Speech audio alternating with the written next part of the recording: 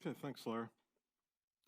So I'd like to thank the organizers for the invitation to come here for a couple of weeks, and to Thomas for subbing me in at the last minute for a speaker who couldn't, the scheduled speaker who couldn't give his talk today. But it's a delight to tell you about some recent things I've been interested in, and about quantization of non-commutative field theories, and in particular a new class of non-commutative field theories, which I'm going to try to explain a bit about in this talk. So I've got a few slides of sort of generic introduction motivation. This isn't really what I'm going to talk about here. This is going to be a rather technical talk introducing some tools for quantization, which many of you will be familiar with.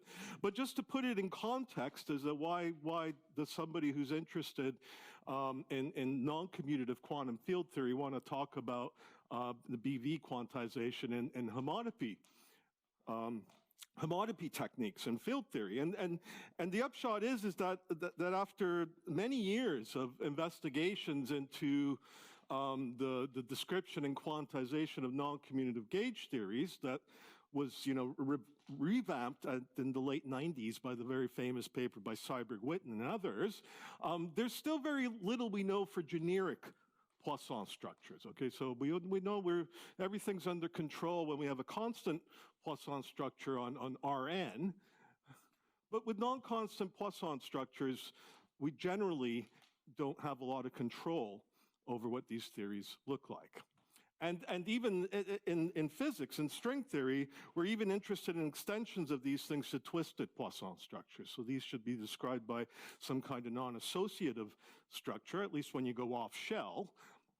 So just in a nutshell, we don't understand these things very well right now. And the basic thing is that what you want to do is you want to start, let's say, with a Poisson structure on your manifold, and from that you want to build some kind of a differential graded Poisson algebra on differential forms. Okay? And that seems non-trivial to do in general, because then you want to quantize this differential graded Poisson algebra. And this is simply, as far as I know, in general, it's not known. There's works on it, but it's not known. And that's, there are various things. So the Leibniz rule for the usual Durham exterior derivative is not going to hold. It's not a derivation. And a consequence of that is, so if you write down some naive definitions of gauge transformations with these non-commutative products, is they're simply not going to close. Okay, so I'm not going to give any details here, but this is the idea. And what was suggested a few years ago was that homotopy algebras, and in particular L-infinity algebras, might offer a systematic way to build up non-commutative gauge theories. And some of these people called this a bootstrap approach, where you give some kind of initial data, and then you start trying to build up the rest of the data of an L-infinity algebra from this, and then apply the standard relation with field theory to build something up. It's a nice idea, but so far this is not understood beyond the semi-classical level. So semi-classical, I mean that in deformation quantization, a star product is a quantization of a Poisson structure, and so that means it has a semi-classical limit where you get the Poisson bracket. So they know it in this semi-classical limit, but they don't know it to the full level. Okay. So that's some work that was done. And more recently, what I realized with collaborators, with myself and some of my collaborators, was you could turn the story around a little bit for certain star products. You could say, okay, we're deforming the field theory, so maybe we should try somehow deforming the L-infinity algebra itself in a consistent way. Consistent in quotes, I'm not making it precise. And this led to a notion of something called the braided L-infinity algebra.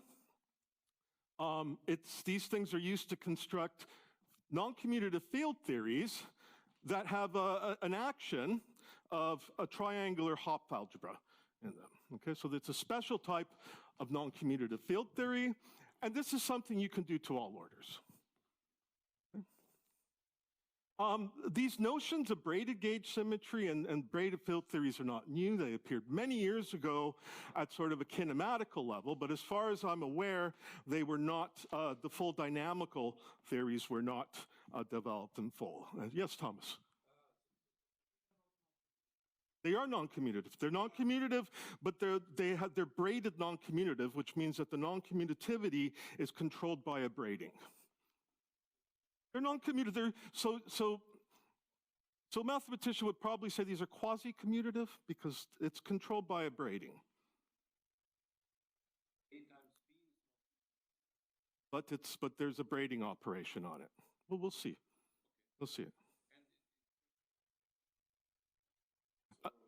No, I'm not going to talk about twisted Poisson here because there you need non-associativity. Right. Okay, so I'm not going to put any non-associativity into this.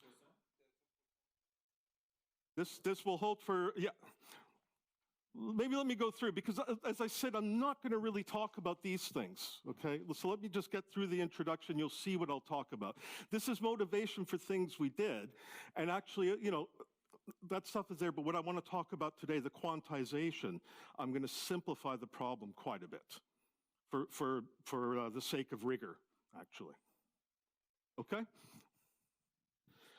Okay, so I don't want to say too much more about this. I'll have more to say about these braided homotopy structures and what braided field theories are, but the idea was certainly considered in the past, especially in older works on non-commutative gravity. And I guess if you're a physicist, an open question is, where do these theories come from? And that I don't have a definite answer for yet, but there are indications that by looking at certain correlation functions in certain string sigma models, we might see some evidences of this type of braided non-commutativity.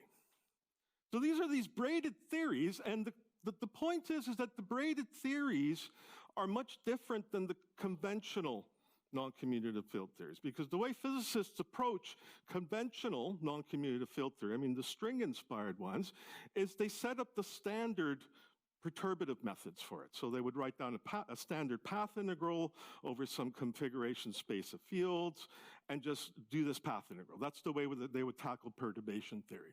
But with these new theories, I don't know what to do. I don't know how to handle them in that way. I don't know what the path integral is. I don't know what a braided space of fields is. I don't know what a measure is. And even if those are just formal concepts anyway, I simply don't know how to do it.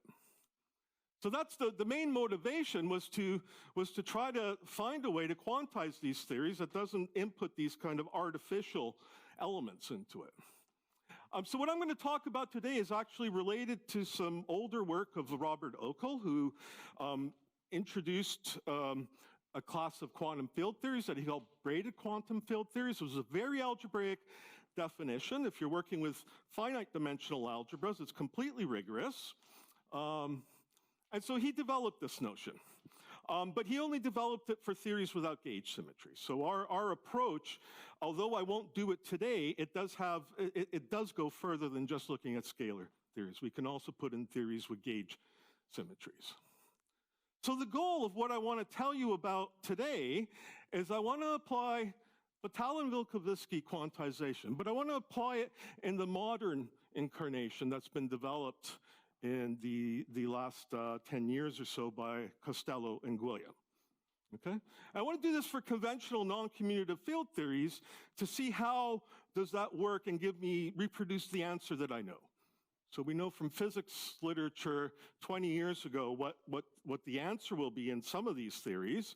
And so first I want to see how this approach, the Bv approach, reproduces those. Then what I'll do, once I'm satisfied that that sort of works and gives me what I want, then I can develop a braided version of Bv in this setting. That's one thing we can do. Okay, so the Bv formalism I'm going to show you is essentially algebraic. And we can deform that formalism and then call that braided quantum field theory. And I'm going to try to convince you that that is a sensible definition. Okay, so we'll do that. They'll put braided version, and then I'll discuss how to explicitly compute correlation functions in these theories. So the big caveat in what I'm going to do today, because it's a mixed audience of physicists and mathematicians, is I don't want to bring in all the technical complexities of continuum field theories. Okay? I don't want to deal with those because there'll be, there's all kinds of questions about what I'm doing is rigorous. So I'm going to look at finite dimensional systems. Okay? I'm essentially going to look at matrix models, how to quantize, do a path integral for matrix models. Pardon me? Well, I mean, you'll see it. There's the fuzzy sphere, for instance, the algebra functions on a fuzzy sphere. These are basically, your fields are matrices. Okay, so they don't commute with each other. Okay? That's what yeah, it's this zero matrix model. Matrix, my fields are matrices, and just because they're matrices, they don't commute. Okay? And in non-commutative field theory, sometimes people call these fuzzy field theories, or field theories on fuzzy spacetimes. Fuzzy meaning that you've approximated your continuum space with some type of a matrix algebra. Okay, so systems with finitely many degrees of freedom, and then everything is essentially algebraic. BV becomes an algebraic formalism, and that's what I want to explain. So here's the outline of what I'll do. I'll explain this approach to Bv quantization in this simple finite dimensional setting. Then we'll do a very simple example. We'll look at this example of the fuzzy sphere, and I'll show how to calculate correlation functions of a scalar field theory on there. Okay, so I'm not going to do gauge theories, and you can. We've done it. We've done Chern-Simons theory on the fuzzy sphere. You can do it, but I'm not going to do it here. I won't have enough time. And so once we've got that done, we're going to go and talk about a braided version of the Bv formalism, and it's going to be straightforward. I mean, it's almost boring because it's almost just like inserting the word braided. There's some technical conditions you need to put in, but it's very straightforward. And then I'm going to give an example of the braided scalar field theory on something called the Fuzzy Taurus. Okay. So this is work I completed just over a year ago with Alex Schenkel, who's at Nottingham University, and his PhD student, Hans Gwilliam. Are there any preliminary questions? I haven't done anything yet.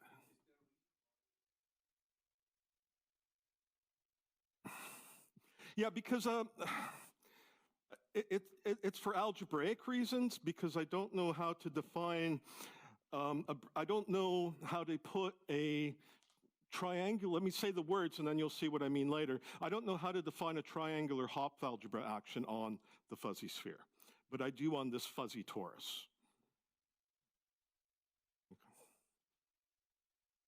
Okay, so let's go. What is the...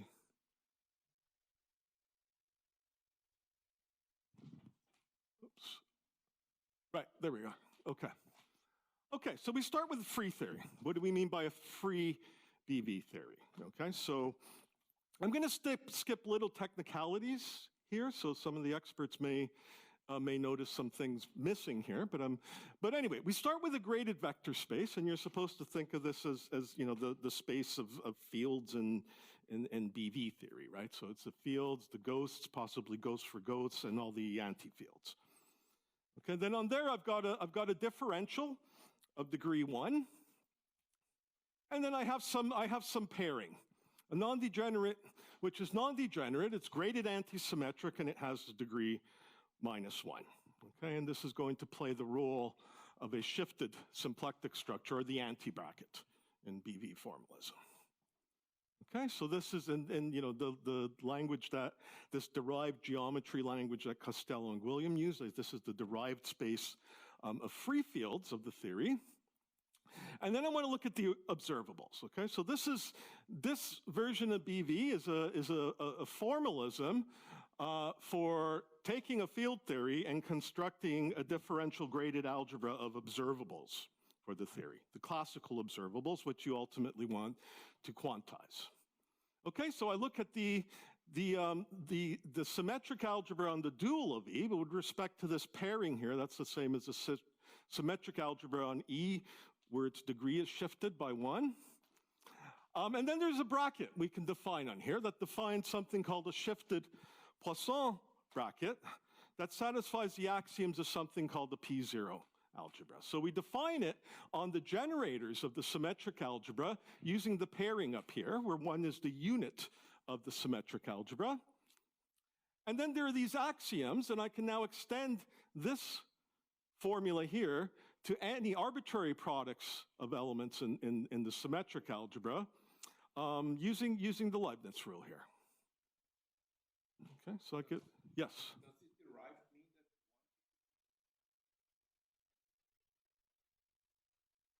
that one is derived? Well, the shift of symplectic has to do with the shifts of degree here, right? I mean, in this case, it's just very simple. There's, I mean, you know, and these, I mean, and I'm not going to keep saying it, but I'm assuming here everything's finite dimensional. Okay, these are all finite dimensional things. Okay, so there are these axioms. I mean, you know, they look like the axioms of you know, a differential graded Poisson algebra. There's a shift in degrees, but that's what you have. You compatibility with the differential, graded symmetry, a Jacobi identity, and then the bracket has a derivation property. Okay? So that's the free Bv theory. Okay, now you want to put interactions into this. Next thing is to turn a free classical theory into an interacting classical theory, and there are general ways to do that, but I want to take an approach based on L-infinity algebras. Okay, so I want to assume I have the input of an L-infinity algebra that will tell me what the interactions in this theory are.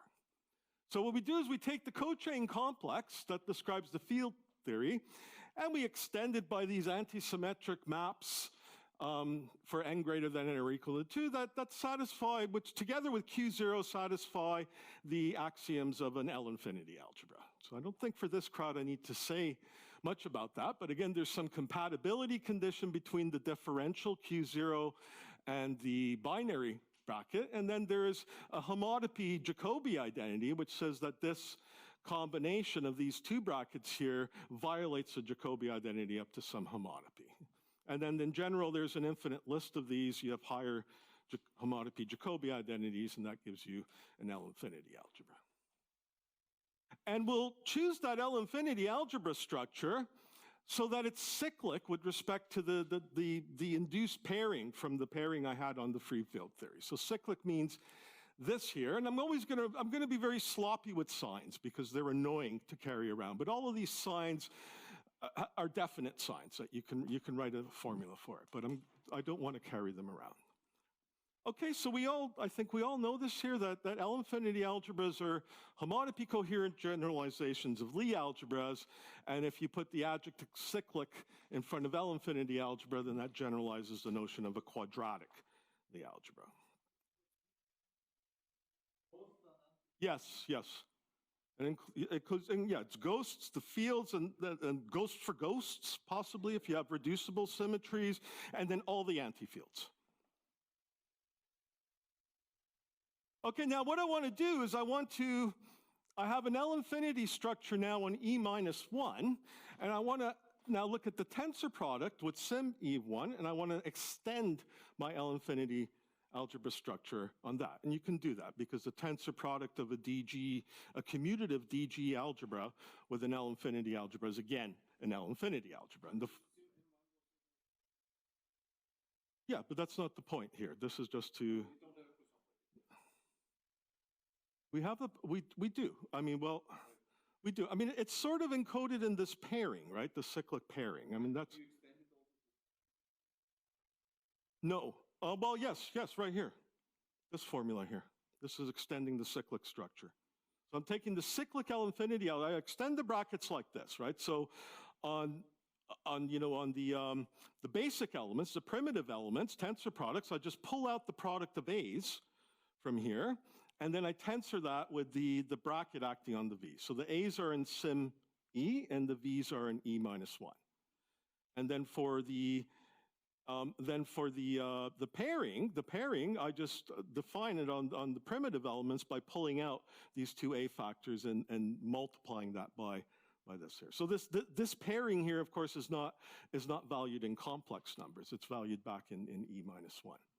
Sorry, in sim E1.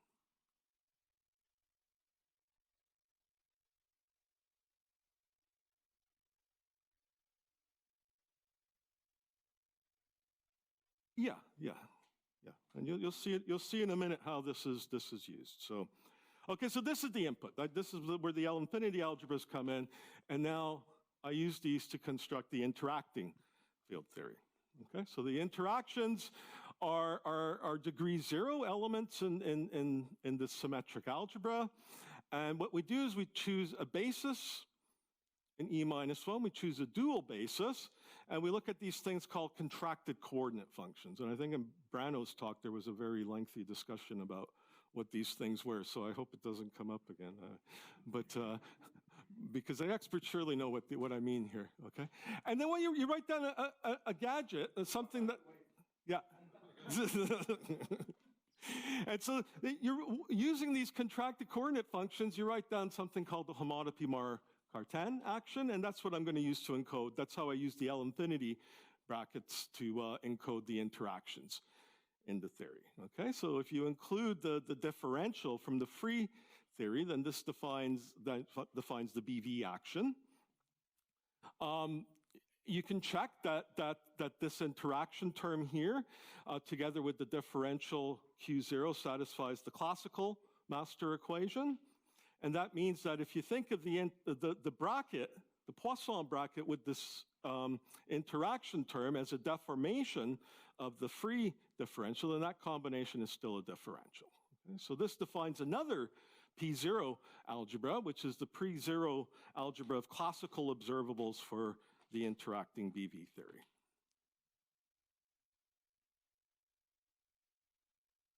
I'm using it like that, and I mean, there's a more general construction because it doesn't have to be constructed like this. I mean, you can put conditions on it, say I take some zero cochain here, and I demand that it satisfies this. That would be the most general thing. But I'm giving you a prescription for doing it in the language of L-infinity algebra. So if you know what the L-infinity algebra of a field theory is, then you can construct the associated Bv theory like this.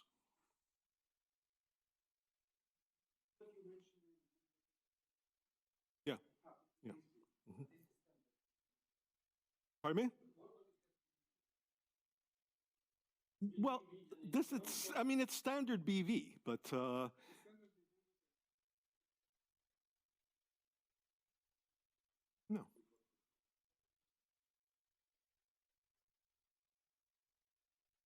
No, that's right. I mean,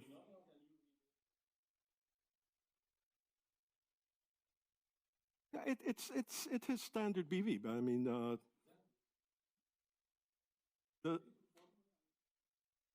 the language is possibly because they talk about these shifted Poisson structures and that, but I mean here that does not play much of a role because we're just doing finite dimensional things. But okay, so now to go to the quantum theory, we want to perturb this differential even further. So we introduced as you expect, the Bv Laplacian, right, which is now a cochain map like this, and it's defined by these conditions on the symmetric algebra. So if you have any element in E1, it annihilates that. Any single element, it annihilates the unit of the symmetric algebra. And on a product of two primitive elements, two generators in here, it just gives this Poisson, this shifted Poisson bracket. And then you can extend this first line to all of some E1 by using this formula, which in particular shows you that the Bv Laplacian is not a derivation. Okay.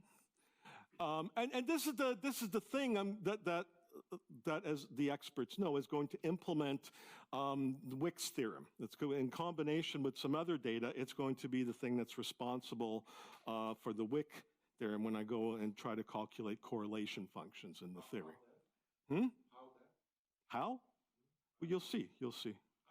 I mean, you see it. I mean, it's essentially because of this formula here, but you'll see I have to put extra data in because I want to put propagators in, okay? But it's basically this formula here, and then, of course, so I should say, you can write a closed formula. You can use this data and write a closed formula for it, which I'm not going to do here, but I'm going to do later in the braided theory, okay? But I'll go through a bit more the systematics of how,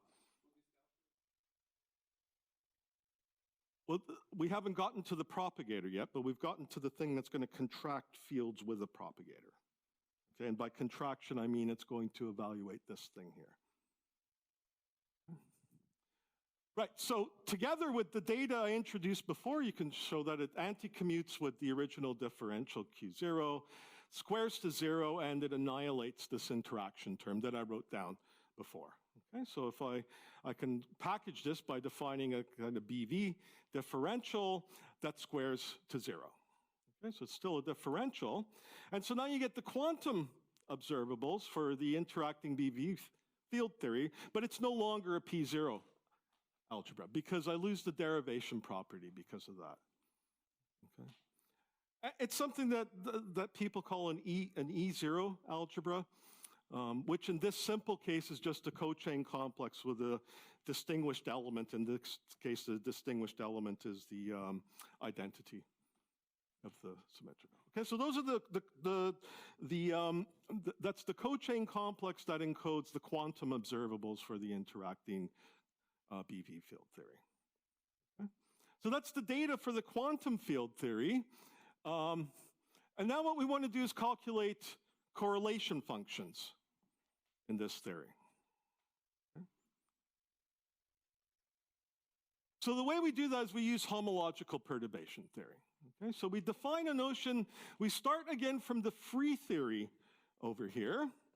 Okay, and this is of course a differential, so I can talk about the cohomology of this cochain complex here. So that's what's sitting over here, and of course the differential on the cohomology is trivial. It's 0, right? Because Q0. This is the free Bv theory, right? That's what E of 1 Q0 is the data of the free theory, right? Of this cochain complex. Yes, with respect to Q0. Okay? And then a deformation retract is essentially defined by this diagram here. Okay, so there's some axioms that these maps have to satisfy. And the one to really focus, the two to really focus on are going to be this gamma here, which is going to be determined by the propagators of the field theory, and then this pi, okay? And the other ones are, of course, there, and you have to satisfy this, but those are the ones I'm going to really focus on. Now, you can extend, given a deformation retract in this sense, you can extend all these maps now to the symmetric algebra.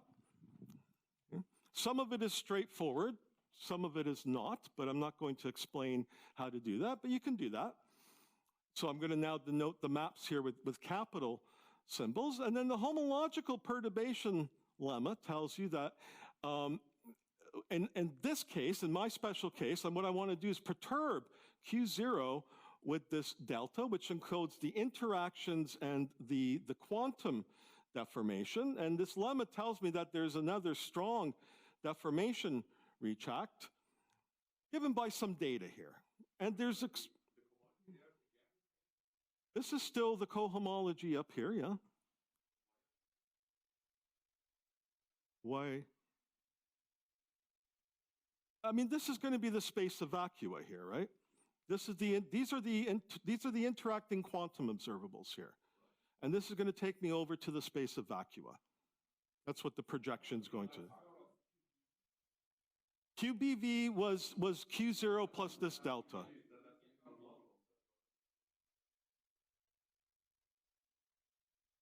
These are the correlation functions.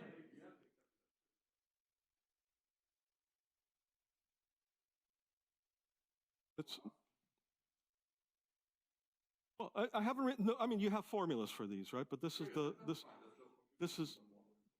you know, in the paper by Kranick. This is the homological. Right. Okay. And so there are explicit formulas for all these maps, and I'm not going to write all of them down because the one I really want to focus on is this pi tilde here, which is written as a combination of the maps that we've derived here. And of course, you think of these inverses in terms of formal power series expansion, so it looks like this. So, the point with pi tilde is, of course, implicitly, I've got these two parameters here, lambda and h bar, in the theory. So I'm understanding all of this in terms of formal power series expansions in lambda and h bar.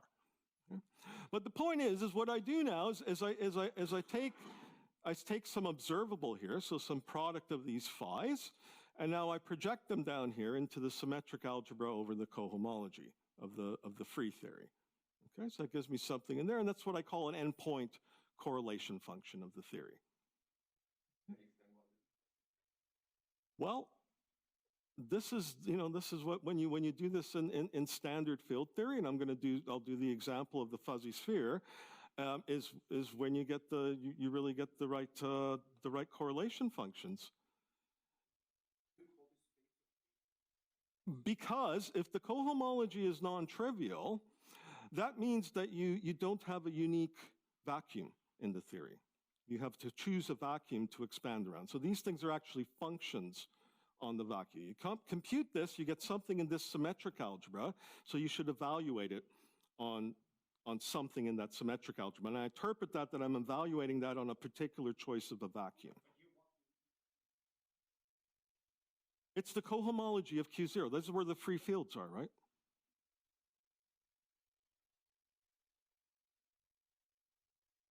The vacuum, well, no, I mean, I'm talking about, plane waves. These are,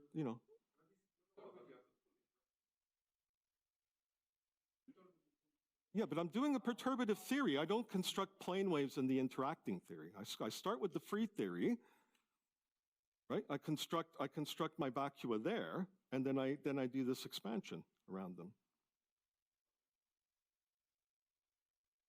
For correlation functions, sure.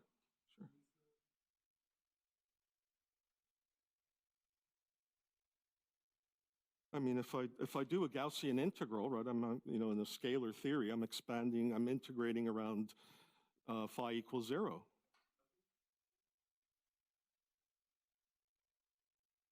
Of Q naught, yes, the free fields. Yeah. Yes. Yes, that's what I'm saying. Okay, so this is what I would call an endpoint correlation function.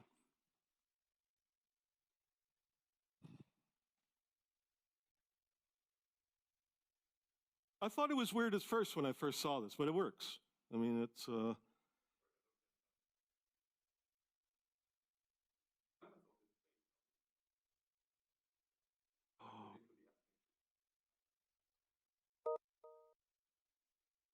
Well, I mean...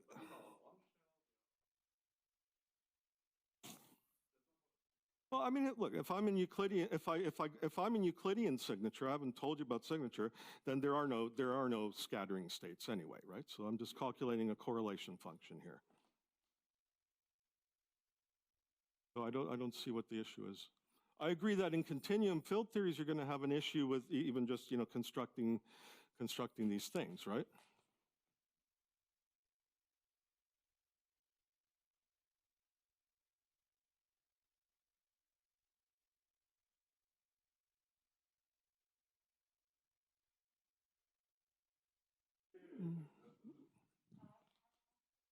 Yeah.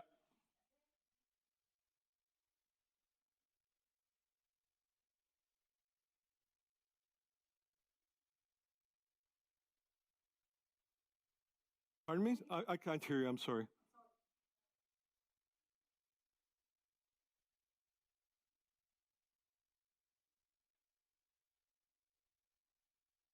Yeah. Okay. So this is one of the reasons I started and I said I don't want to talk about continuum field theories, because I agree. When the continuum case, there's all kinds of...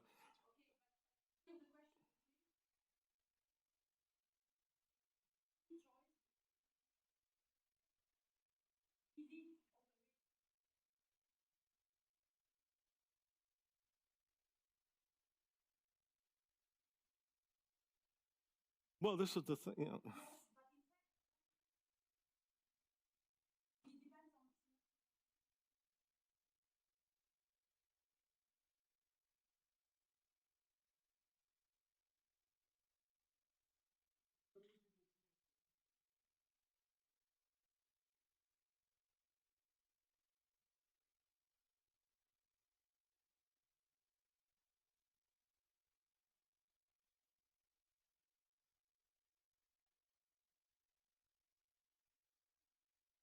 No, this is even more than Euclidean. It's finite dimensional, so you don't have any of these issues.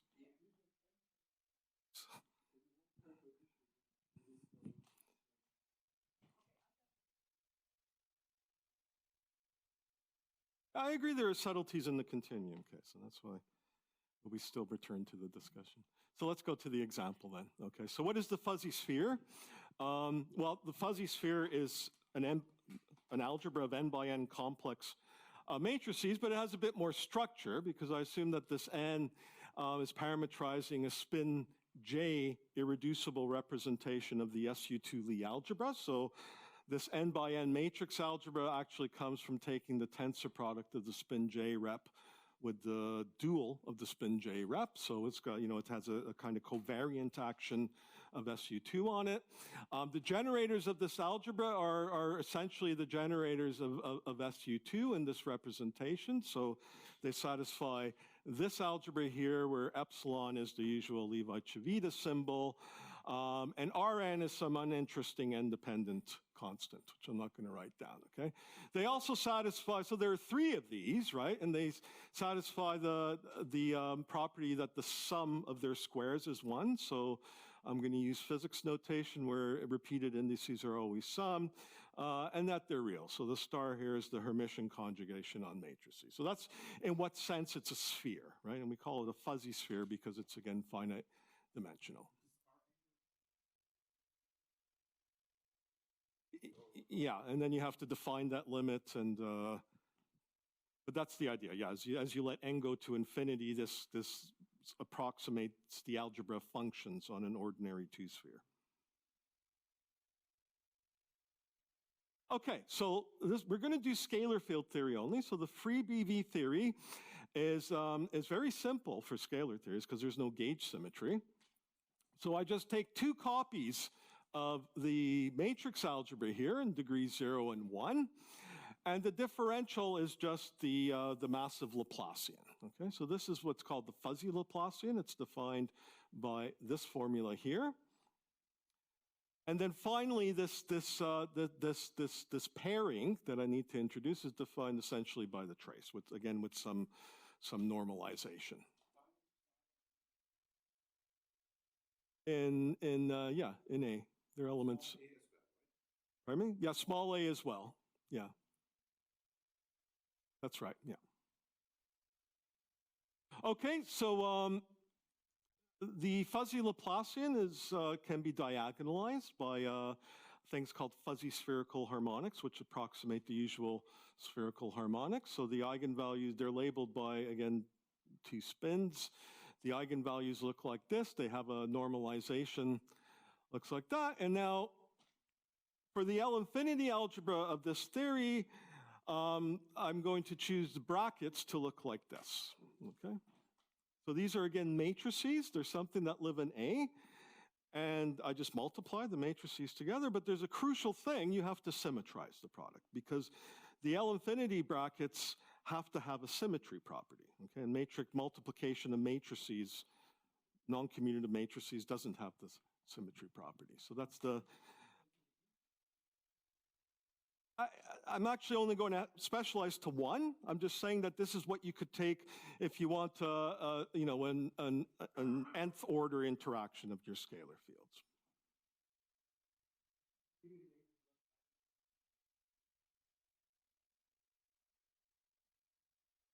No, I'd haven't. No. This is just quantizing fuzzy scalar field theory.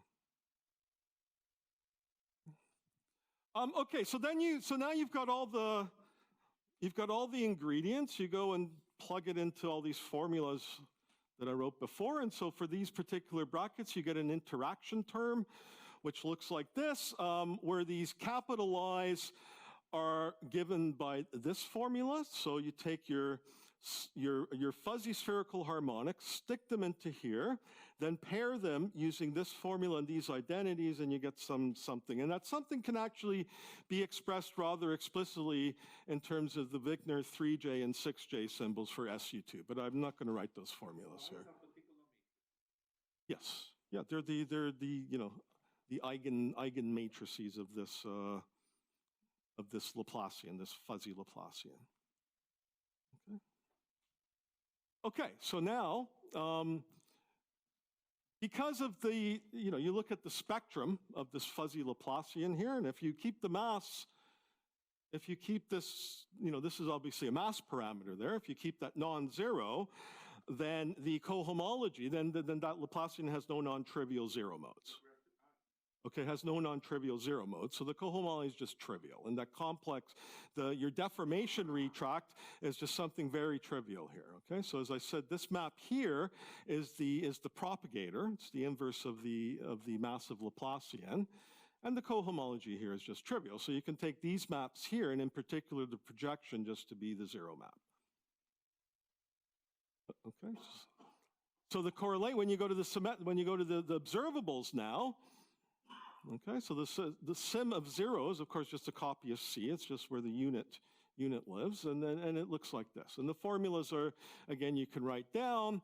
And the calculations are very simple in this case, because only when this extended capital pi, which comes from zero here, can only be non-trivial when it hits the unit element in the symmetric algebra.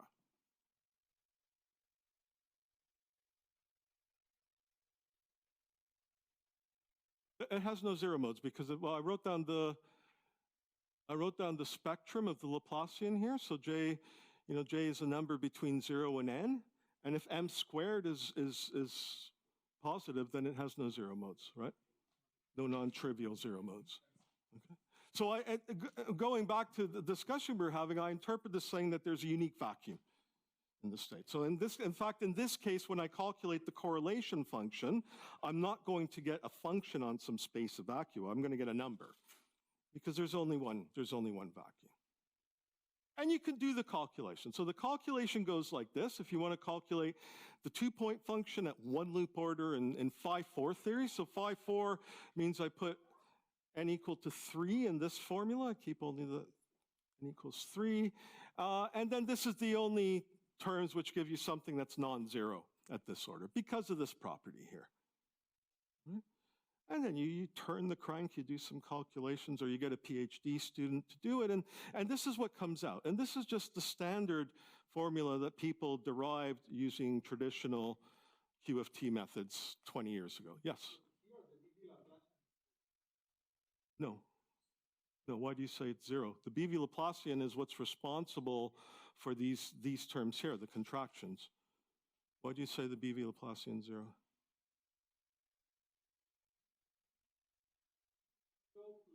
Plus the interaction, plus h bar delta Bv. Well, I wrote it down before, right? I mean, it's defined, I mean, it's the...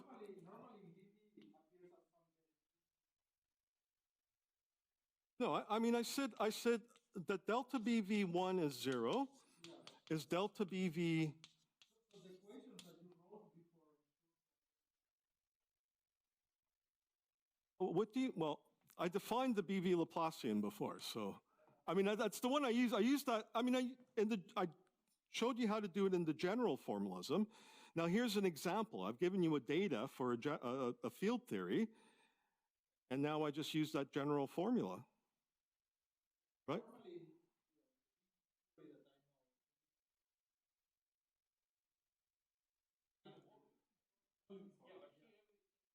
That's what I was saying, that, here everything's algebraic. It's just, there's...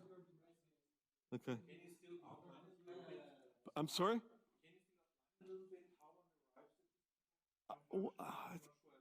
Well, okay. So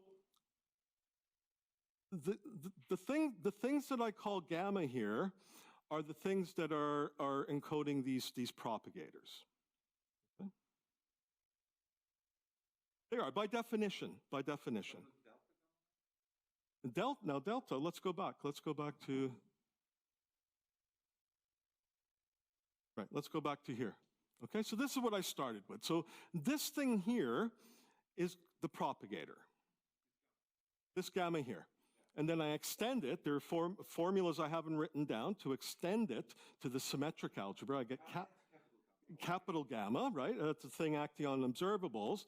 And okay, maybe I should have said a bit more here, because it's when you're writing this expansion here, so you got the gamma is inserting a propagator, and it can, when you apply delta, right? So delta is this thing.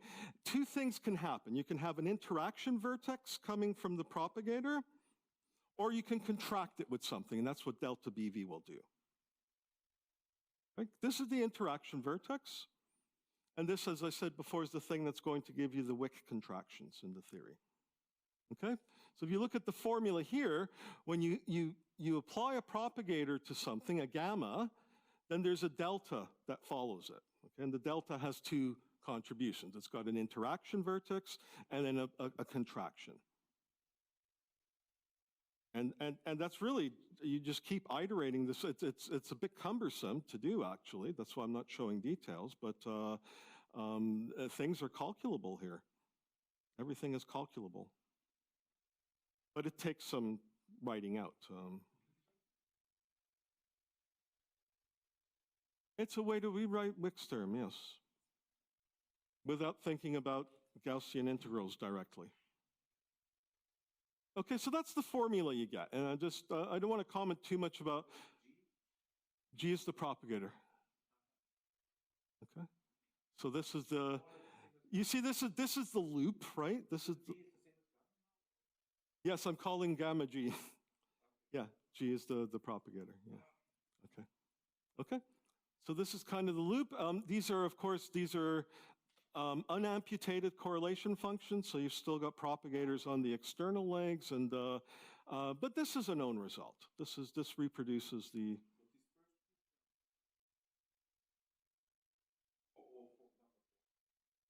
From expanding this, right? No. So this term here has an order h bar. This basically comes from here. Okay. And then these, I mean, you see sitting in here, there's a squared and there's a cube term. Remember, delta is interaction plus h bar BV. And what we're essentially doing is we want to keep the order lambda squared h bar squared term from there. It's the only thing which survives because of this property here. Okay, so when you write out what's inside the argument of pi, there are other terms, but then pi is going to kill them. Because it can only keep things that are proportional to the unit element, things that have all, and that just means that everything has to have been Wick contracted. So it's exactly what you do in perturbation theory. Okay. Are there any more questions on that? Yeah. So this is the tree level. This is just the free propagator here, essentially, and then this is the one loop term. Yeah.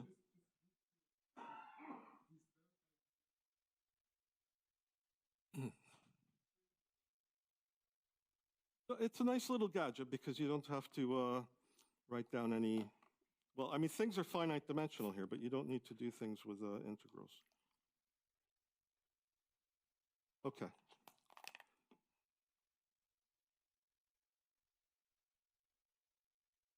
Right, so let me move on. I want to get now to the braided theory.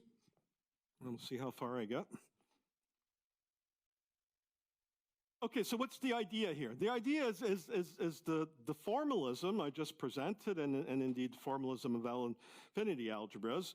I mean, implicit in that is that I'm working in the category of vector spaces. Okay, that's just implicit there. But you can extend these constructions to any symmetric monoidal category, something that's closed and abelian. Okay, so you can extend it into a category where there's a non-trivial braiding in it. Okay, the braiding's trivial in the category of vector spaces, but we can do that. It has to be symmetric. Unfortunately, I don't know how to do it generally. So for now, I only know how to do this with a symmetric braiding.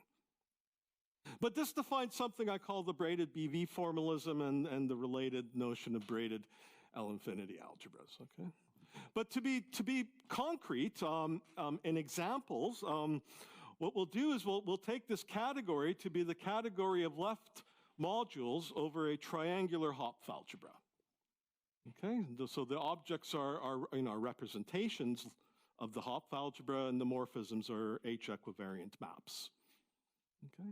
So what does triangular mean? Well, triangular means that I've got something called, in the Hopf algebra, an element in the tensor product that's called the universal R matrix. It satisfies some axioms with the other structure maps of the Hopf algebra, which I don't write out. But we say that that's triangular if it's, so R is an element of H tensor H. So I'm going to write its kind of, decomposition to factors in this form, where there's an implicit sum over alpha in this formula. And triangular means that the inverse of R is just given by swapping its legs. It's assumed to be an invertible element in H tensor H. What do you mean, what does it mean? It's got an inverse. Right? And so that's in general for a quasi-triangular structure, but that's a triangular structure means that the inverse is given by just swapping its legs. Well, look, this is Hopf algebra is an algebra in particular.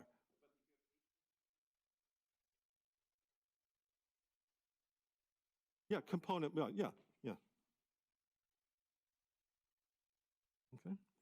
All right, so that's where this triangularity assumption comes in, and the fact is that the triangular structure, a quasi-triangular structure in general gives you a braiding isomorphism on the category of left H modules. That's defined by this formula here. So if I have two H modules, V and W, then the R matrix is what's controlling the action of what happens when you swap these factors. So here, remember the legs here, these R alphas are elements of H. The triangle just denotes the action of the Hopf algebra on the elements of these modules. Okay? So you always get a braiding, but the braiding is symmetric if the R matrix is triangular.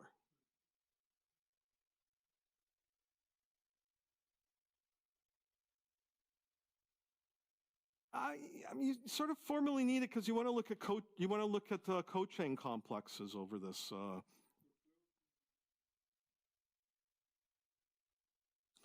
Closed means it has internal homes. It has internal homes, and certainly you do. I'm not going through the kind of categorical of it, but there's a categorical way to describe this using cochain complexes, and you do need the internal homes. Well, the abelian you need just to define the cochain complexes over it. And so so I put it in brackets because it's a technical thing. Right, and so that's the setup. We just, this is where it maybe gets a little boring because now you go through everything, but you do everything instead of doing this in a category of vector spaces where the braiding is trivial. You do this in this category now, where the braiding is given by this R matrix. So, yeah, so here we start. But free braided field theory, okay? So you'd start with the Z-graded H module now. The differential, degree 1, but it's also H equivariant. And then you have an H invariant, non-degenerate, braided graded antisymmetric of degree 1 and Q0 invariant. So I just wrote what the braided graded antisymmetric means here. Okay? And now, instead of the symmetric algebra, you look at the braided symmetric algebra. So you take, the tensor algebra and you quotient out by these relations here using the braiding. Okay, now you define the observables, and now you don't get a P0 algebra, you get a braided P0 algebra. Okay, so it's just obvious how to write things down. How to axiomatize things into here. Okay, so compatibility is unchanged, but now symmetry is braided symmetry. You get a braided Jacobi identity, and now this braided derivation property.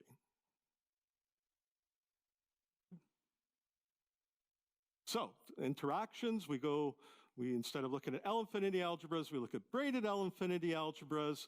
So you take this cochain complex, you extend it now with equivariant braided antisymmetric maps, which satisfy the axioms of a braided L-infinity algebra. So the antisymmetry is replaced by braided antisymmetry again, and then it's straightforward to just write down braided analogs of the homotopy Jacobi identities. Because the homotopy Jacobi identities can be expressed as a sum over permutations of elements. So whenever you're applying a transposition to two elements, you do the same here, but you have to accompany it with these R matrix factors because the braiding's not just a transposition now.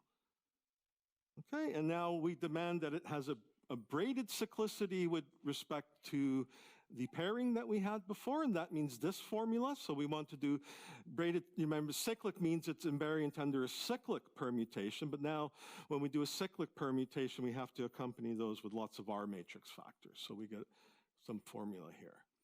And then again, I look at I extend that braided L infinity algebra onto this tensor product here using analogs of the formula before, but now they get a little more complicated. Let me just finish the slide. They get a bit more complicated because of the R matrices. So for instance, in the pairing, the extended pairing, you see what we did before is we pulled A1 and A2 out. Now you can pull A1 out, but to get A2 out, you have to pass through V1 first. So that gives you this braiding factor here, okay, and so on. Yes? Yes, yes, it is, and you'll see it when we come to the example. Okay, so it's gonna give you a braided commutativity relation. So when you multiply two things together, they will. It's like let me just go back. Like this relation here. So usually you would write a graded commutative relation, but now this is braided commutative. It's commutative up to this braiding. This is in the symmetric algebra, the usual symmetric algebra. No, it's not. No, this is these are the polynomial functions on the space of fields. That's the way I think of it. Symmetric algebra. In the algebra, I tell you what the algebra is. I haven't told you, but I haven't said anything about algebras here. I talk about a cochain complex. And then when I want to build an example of a field theory, I tell you what that cochain complex is. And then one of the components of E is, of course, the space of fields. And then if I want a non-commutative theory, I'm going to have some non-commutative algebra of fields. It is, yes, because this is what, again, in examples, not always, but in examples, the R matrix is measuring the non-commutativity of the star product.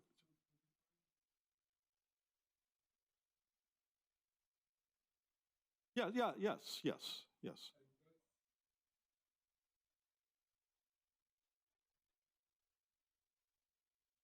It's compatible with what? Yeah.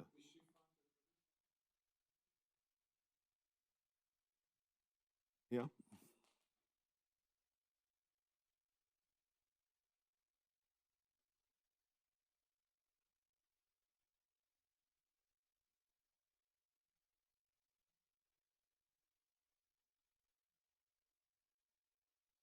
Everything, yeah, well, everything is, because my cochain complex is finite, right? It's bounded. Yeah, that's what I said at the start. Everything is finite dimensional. So in particular, my cochain complex has to have finite length. Has to be bounded. Yes.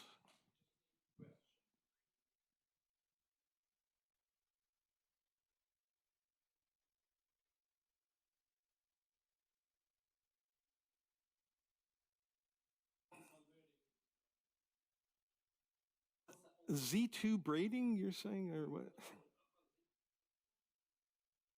Right, yeah, I think I know.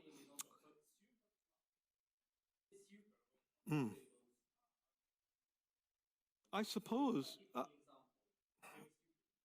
well, I think so, yes. Yeah, it's a very easy example, right? Yeah, supercommutative, exactly, yeah. It's like, yes.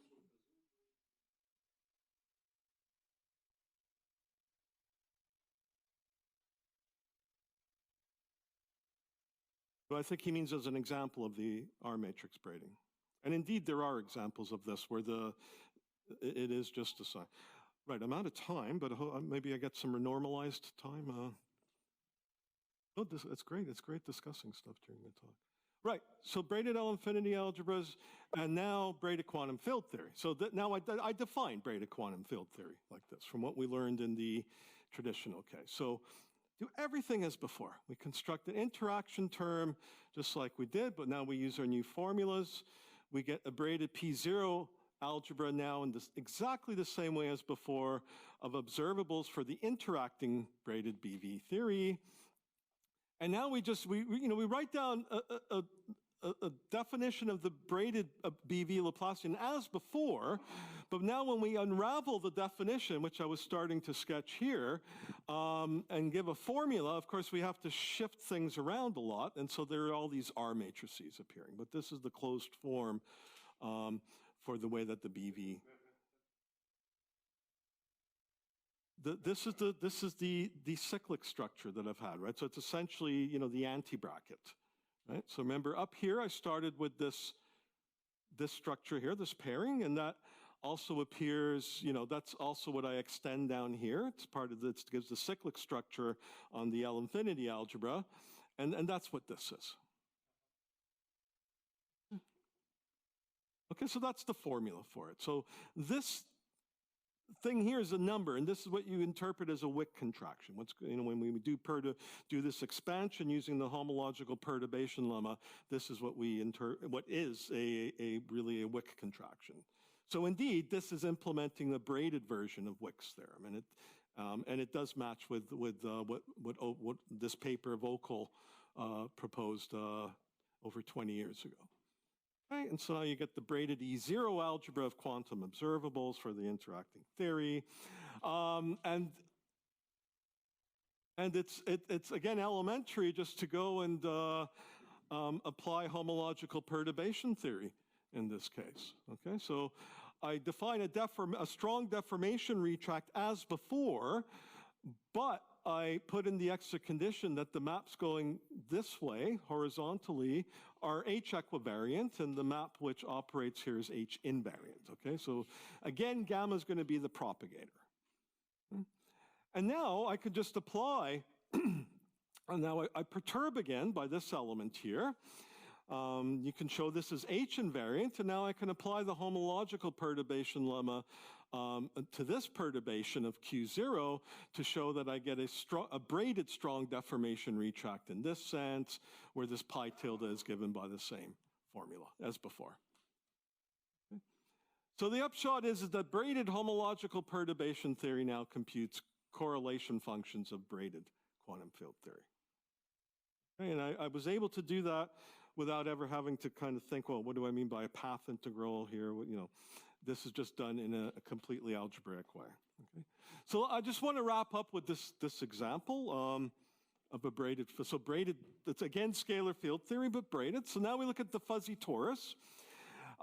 Again, you could think of it as an n by n matrix algebra, but actually here you don't need to, because you can just define this in terms of generators and relations.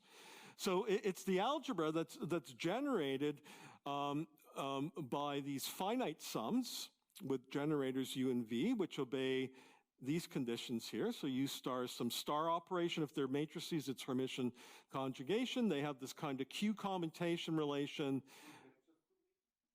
Yeah, it's a two-dimensional torus. That's what this. Well, it's a matrix. So these are elements. This is I'm generating an algebra using U and V. It's yeah. Just the ordinary product. Yeah. Okay. Where Q is some nth root of unity here. Okay. So this is something called the Fuzzy Taurus, where you think of U and V as the exponentials along one of the two coordinate directions, and this is just an analog of the Fourier series expansion of functions on there. So you think of this algebra of functions on a Fuzzy Taurus. Okay. And there's a natural integration or trace on here where you just take the zero mode, the constant piece in this expansion. And the point is this from the cyclic group, the direct product of the cyclic group with itself, you can form the group Hopf algebra, and that acts on here. It acts on there by this formula here. Okay, where K with an underlined denotes a pair of elements of the cyclic group, and it acts by this formula. Now, the key thing is that this, no, it's finite. This is the cyclic group. This is a finite group. Finite group, right? So now the key thing, the key observation is that there is a, I mean, there, you know, triangular, quasi-triangular structures on Hopf algebras are not unique, but there's a very natural one in this case, which I give by this formula here. Okay, the wedge here just means the, you know, the kind of cross product of the two elements S. It's S1T2 minus S2T1. And so why is that a natural choice? Well, because with this choice, you can compute that this algebra here that's defined like that is braided commutative. Okay, so if you swap two elements that have expansions like this, they're controlled by this R matrix. So this is a very, and this is what I mean by a braided commutative algebra, and it's non-commutative. Q is a root of unity, nth root of unity. Well, Q, it's Q to that integer, right? S wedge T is equal to S1T2 minus S2T1, right? Because S and T are pairs of integers, modulo n. Okay, so it's just this. Okay, let me try to, okay, so that's the Fuzzy Taurus, and it has a very natural action of a triangular Hopf algebra on it. Okay? And then you see, in contrast to what happened with the fuzzy sphere we just had matrix multiplication, but we couldn't quantify the non-commutativity because you can't do that in general with matrices. But here we can quantify the way in which two elements don't commute. It's controlled by this R matrix. So you do the same thing as before. You did free braided Bv theory is defined by a two-term cochain complex where each term is a copy of this algebra up here. And Q0 is just the massive Laplacian again, and now the Laplacian on the Fuzzy Taurus is given by this formula here. And the pairing is again given by the trace. Okay, I'll try to wrap this up. Okay, so now that massive Laplacian is diagonalized by these fuzzy plane waves. Okay, so you take powers of these generating matrices, so K1 and K2 are integers. Okay, so you get something that looks like what you would expect for the spectrum of a Laplacian in momentum space, except now the integers are replaced with Q numbers. And then, so the braided L infinity algebra, we want to do what we did before. We want to put in some endpoint interactions of the fields, and we define it by this formula. And here's the key thing. Before, I had to symmetrize over the products here. Now I don't symmetrize because the multiplication is braided commutative, and now that's what I want. That's the data I want in a braided L infinity algebra. So there's no sum here. And then you turn the crank as before, you work out what the interactions are. Using the general formulas I wrote before, the interaction vertex looks like this. It has some symmetries which are useful when you're doing calculations. And again, for m squared greater than 0, you see from this formula that the spectrum of the massive Laplacian is trivial. And so the cohomology here is trivial. So it's very similar to what we had on the sphere. This is the deformation retract, and a G, this map here, is just the propagator. M is, that's mass, and that's just, it's not related. So,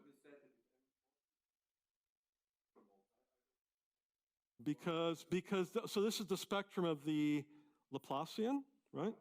And if I add an m squared here, you're looking at delta plus m squared. It's invertible, right? So,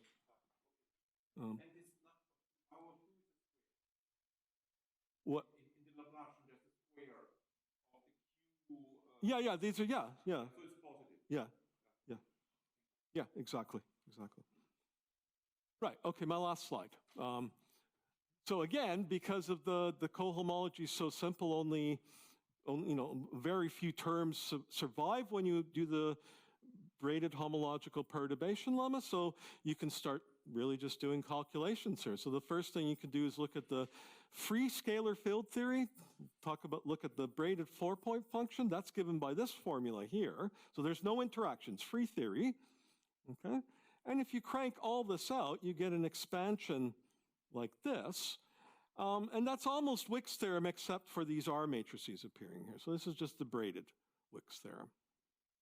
And it agrees with what's written in Okos. There's actually, you would expect there to be R matrices in this factor, but they actually turn out to be trivial because of some R matrix identity that follows from the axioms of a triangular Hopf algebra. Okay, so that's just showing how you get the braided Wick's there. And then again, you can look at the 2-point function at one loop in this theory, and again, it's a similar formula. It's the same formula I wrote down before. And you expand it and you get something that looks like this. Okay, so this looks, really like a one-loop calculation you would do in 5-4 theory. Okay, and I'm out of time, so I'm happy to discuss what's written there if somebody has a question, but let me stop there.